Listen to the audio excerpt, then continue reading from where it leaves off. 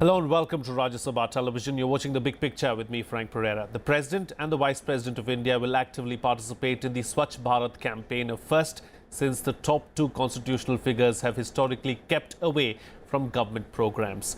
The centre is set to organise a series of activities across the country in the run-up to Gandhi Jayanti on October 2nd with an eye on furthering its message on its cleanliness campaign, the Swachh Bharat mission. While President Ramnath Kovind officially launched the Swachhata Hi Seva program in Kanpur today, media reports suggest that the Vice President M. Venkaiah Naidu is taking a keen interest in planning the fortnight-long activities under the program. On this edition of The Big Picture, we will analyse India's sanitation challenge. Joining me on the program today are Shamika, Ravi, Senior Fellow, Governance Studies Program, Brookings, India; Shubhagao, Dasgupta, Senior Fellow, Centre for Research, for Policy Research, I beg your pardon, and Priya Ranjan, Senior Journalist. Thank you to all my guests for joining me on this edition of The Big Picture. As always, I'd like to start with the lady first. It's a staggering figure. Some of the UN reports suggest that 60% of the world's open defecation takes place in India. How do we turn that around? I think we have started to turn it around already, Frank, through the Swachh Bharat Abhiyan.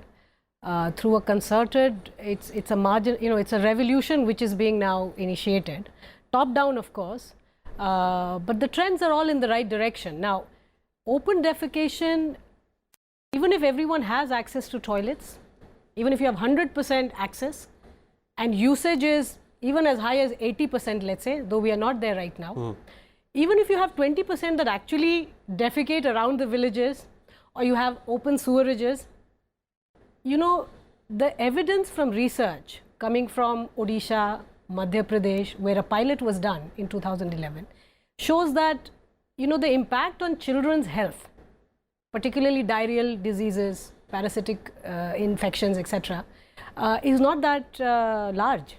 So, we will really have to work towards eliminating this to really see the health benefits. That is the driving objective of this entire mission. Sure. Shubhagao Dasgupta, do you believe that enough is being done, and are we moving towards achieving the Prime Minister's dream of being open defecation free by October 2nd, 2019? Are we moving towards that goal? I am very appreciative of the program, given that as a sanitarian, we for ages have been looking for opportunities to get so much done on this subject, which has always been in the back burner of most policy makers.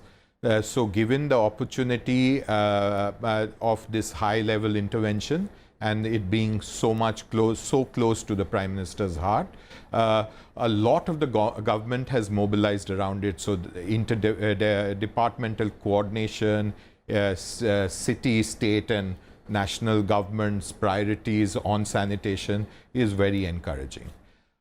So for someone like me who's been working in the sector for a while, this is a huge opportunity and very appreciative of it. However, lots more can be done.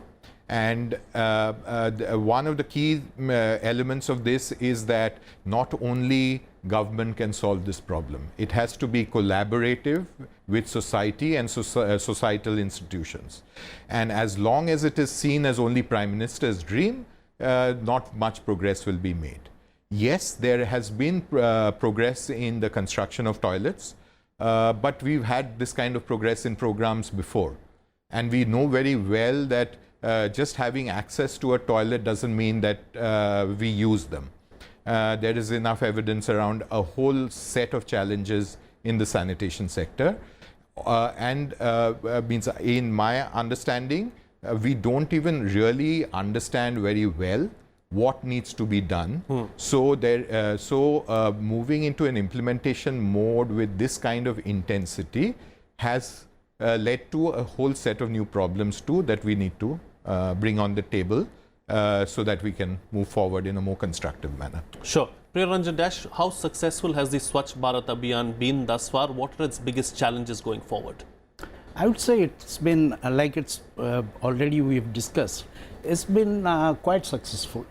In the last 3 years, access to toilets, in terms of constructing new toilets, and all that, so if 5 crore toilets have been constructed, that's quite an achievement in 3 years. And we've had several states, not several really, considering that we had 29 states, 5 states at least have claimed to have moved to become open defecation free.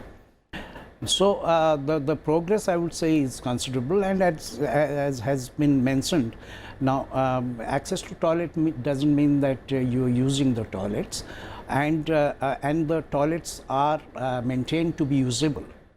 So those challenges, of course, are there. So as we go on making more toilets, those challenges would remain and need to be addressed. But the more I would say that as a social movement, particularly the kind of program like the one that the President has launched today, these will contribute to the success of this program, and to really go on to achieve what the Prime Minister envisaged in 2014, August 15th, when he announced the program of getting India defecation free by October 2nd, 2019. But so even as this is going on, I think we need to now look at the obligation that is imposed on the citizens of India.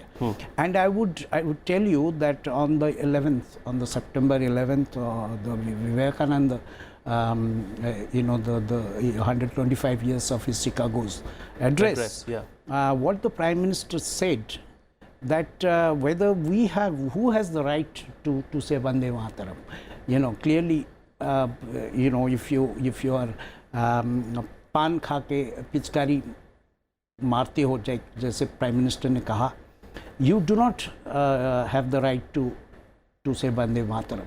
Now, if you look at that, even in the Constitution, as part of your fundamental duties, you have to make India clean, and so that imposes certain obligations. Unfortunately, I would say that if you look at the home, then now more toilets are being built in rural India and elsewhere in urban India, access to toilet, and that is happening. But what about the workplace? Do we have toilets, access to toilets at workplaces? I would say that you need to look at now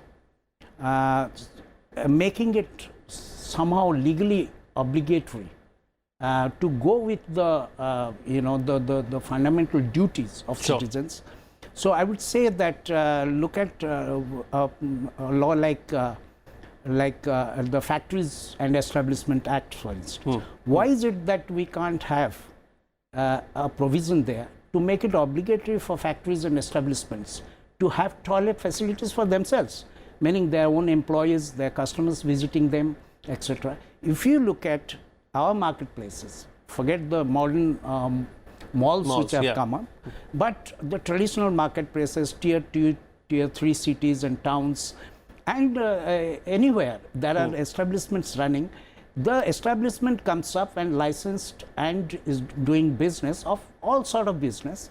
They could be public sector, private sector, they could be government establishments without any toilet access to for their own employees, for their own customers, others who are visiting them, others around them. So as a result, what do? Then you cannot have open defecation free India. Right. So I think we need to seriously look into making it legally obligatory. Now, I just wanted to tell you that there have been attempts at local municipality and other levels to impose fines on citizens who are doing. I'm not suggesting that kind of a route, because that's hardly successful on putting it on individual citizens, legal obligations, or giving fines and all that. Sure. I'm talking about the establishments that need to provide it, making it obligatory on them. Okay, fair enough. On the other side of the coin, there are other pilots tried elsewhere as well, where they pay you actually for going and using a toilet. That's been done, I think, in Ahmedabad, if I'm not wrong. And a couple of other cities as well. Just taking the discussion forward, Shamika, Ravi, do you believe that there's only that much that the government and, companies and organizations can do really, but it's also up to the individual to understand how to keep his premises, or for that matter, his house, or whatever it is, clean? Look, Do you need a change in mindset? absolutely. In fact, that's exactly the way to view this entire movement. And I keep calling it a movement because, you see, initiation can be done through multiple different sources. I think industry definitely has a role to play. The kind of provisions that Priya spoke about, absolutely. I think it's obligatory at the workplace to provide access to toilets. The government has made a enormous initiative. However, eventually it is a behavioral change, which can happen in coercive ways through law, through penalizing. It can happen through public campaigns. It can happen through the education system, where children are basically brought into the entire fold. But everywhere, it is not just growth by itself that has led to people making rational decisions, even when it comes to their own health and hygiene. So what we are saying is, just focusing on growth and just increased income is not going to solve the problem. There needs to be a concerted effort to change behaviors, and that can happen in multiple different ways. Now, there's one example which I really sort of like to cite because it's very motivating, is that in the early 1900s, Brooklyn, which is a part of New York, had it had increased very high infant mortality. 1 in 3 babies used to die by the age of 2, and it really took a public health personnel of the name of Josephine Baker, who went about basically educating people on cleaning hands, cleaning their clothes, taking a bath. And these kind of things really have to be a social movement. But eventually the onus and the success will rest on citizens and how much they're willing to come out and participate in this. Some amount also has to be naming shaming, and we shouldn't really, Priya, you shied away from saying that we must obligate citizens, but perhaps in places like Delhi, I don't think it's always access to facilities. It's a habit. Habits take a long time to change. It has taken centuries elsewhere, but sure, you've seen people urinating outside public washrooms that are there right in front of you. Absolutely. I mean, how do you change that? Absolutely. I mean, when you have people like that, you can't really change and make India cleaner and better and greener. What do you do when for miles together national highway you do not have toilet facility?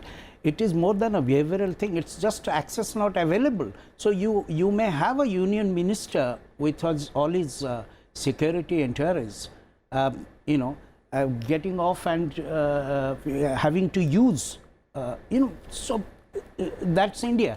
Now, what do you do with that? You must make it, I think, legally obligatory for all establishments. There's not large industries or offices of kind. Perhaps many of them which are now having them. But look at such things, highways, and you will have so many dhabas and other things without any basic toilet facilities. So those business establishments are there. Your point taken. Your point well taken. Yes. I kind of am enjoying this discussion at the moment because it is not only about behavior change of individuals or families and households. It is also about behavior change of governments itself. So that means governments are good at doing certain things and not good at doing certain other things. But you need this cooperation between the two, the social institutions and the government institutions, where both sides have been failing in providing for this collaborative functioning. So local government, state governments can do a whole lot on providing drainage, making connections to toilet more simpler, in ensuring that these public facilities are kept up and usable, a whole lot of stuff. While individuals will also need to change given from where they come from, and this varies across cities and states in a very particular manner. and which is very path dependent on our historical trajectories of how social institutions and state institutions have developed. But these need to be understood at a different scale and cannot be one behavior change campaign for the whole nation. Yeah? So understanding and disaggregating our understanding and working with local governments and local leadership with stronger institutions at the state and with mechanisms of the of societal institutions to take up some of this is I think another level that Swachh Bharat needs to transform itself. It can't be driven top down by our top leadership alone. Okay, yeah, yes, Shamika. Now, from a purely economic perspective, let me just put the problem in front of you. That defecating in the open, if you start to look at the social cost and benefit of it, the costs are really in the form of negative externalities. Because even if you have a very small fragment of people defecating in the open, the social costs of it in terms of, water and other kinds of, it gets public health concerns, costs are very high. Now, yes. The minute you have a dissonance between cost and benefit, and there is a very large negative externality to open defecation, the solution has to be outside of, within the market, which is why I constantly keep going back to there has to be some coercive measure.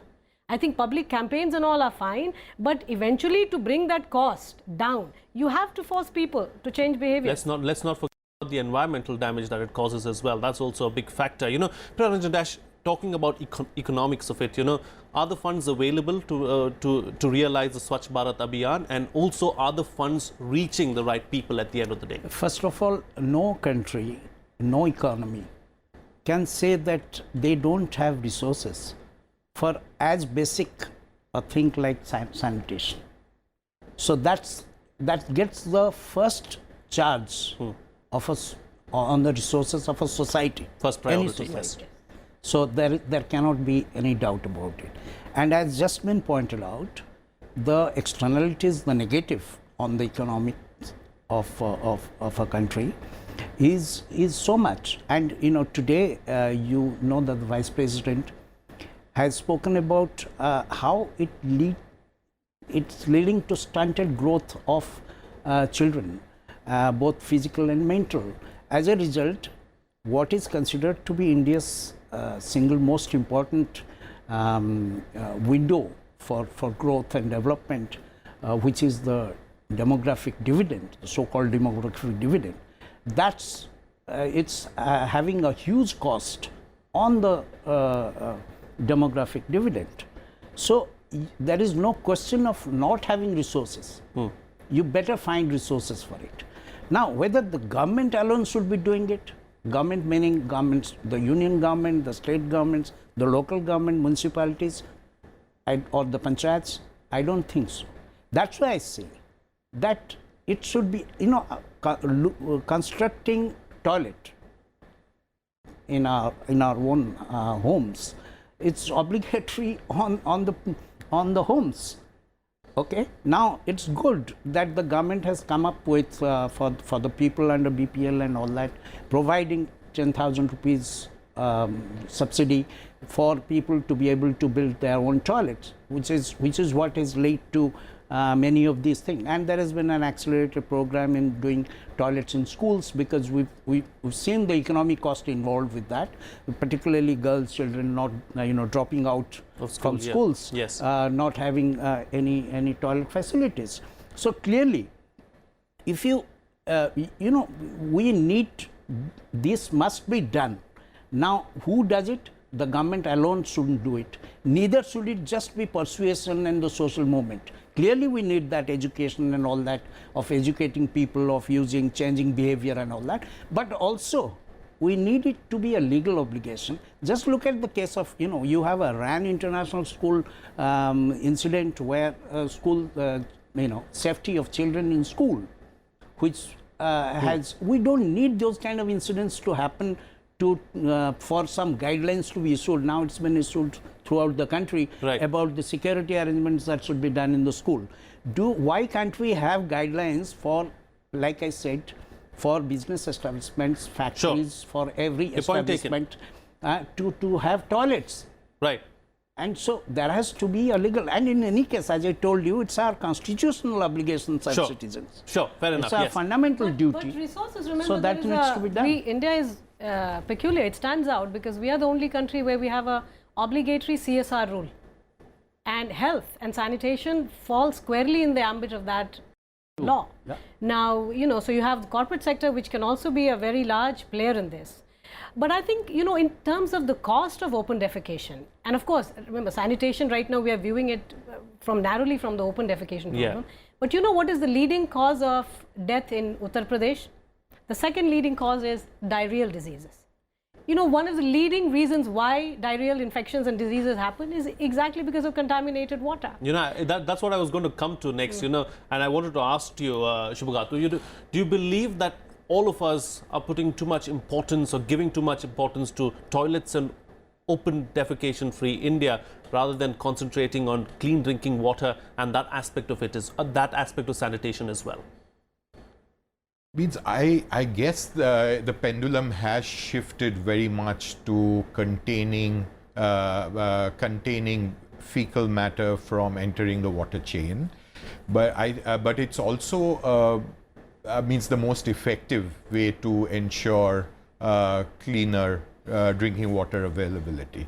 So means I kind of fall on the direction that it's better to the economic cost of return from improved sanitation on the quality of water available in local geographies is pretty significant. It is a very strong correlation with very high returns. So that makes sanitation increasingly important. I am not very sure, means I actually am not, I'm quite sure that cohesion does not work. Yeah, it is not that it is going to work in India. It leads to whole sets of new inequality problems. Our sanitation workers work under the most distressed conditions ever. There are caste issues that we are all aware of, and the sector has moved in a very peculiar direction. All of this needs to be corrected. And these are not cohesive corrections run by a government. Means you can't enforce that you will not behave badly to a low caste person, and not in India. In India's scale, Sure. with India's governance capacity, that is not possible. So we have to encourage people to come onto a vision in a much more collaborative function, wherein the government has to be the leader as it is, but concentrate on what it can do better.